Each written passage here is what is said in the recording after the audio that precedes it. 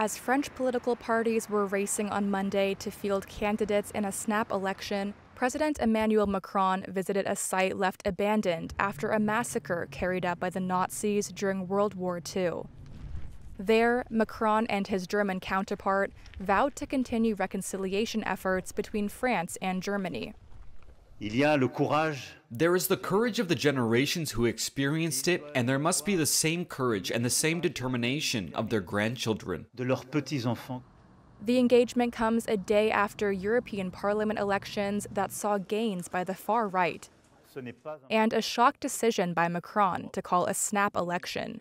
It's a roll of the dice on his political future, and could offer the far right a shot at real power. Macron's stature has been diminished since he lost his absolute majority in Parliament 2 years ago.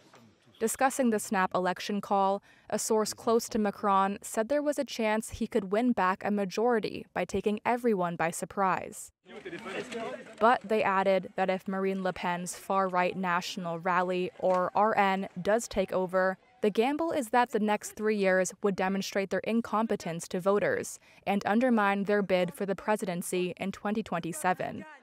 That option, the source said, is not without risk. The vote is likely to revolve around discontent with Macron's style of power, cost of living, and immigration policies.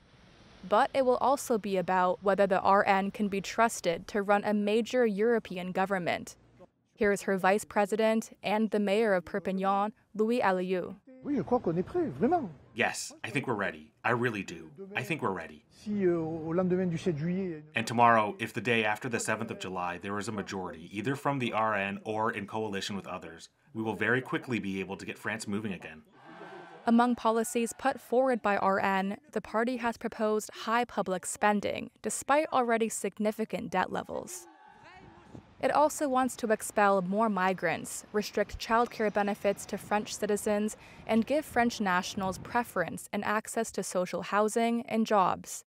There is no certainty the RN will end up with enough seats to run the government. Other scenarios include a wide-ranging coalition of mainstream parties.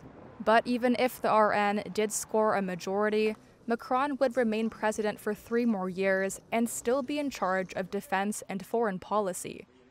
He would, however, lose the power to set the domestic agenda.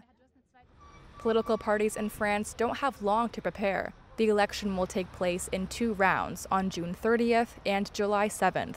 The next government will take over in July.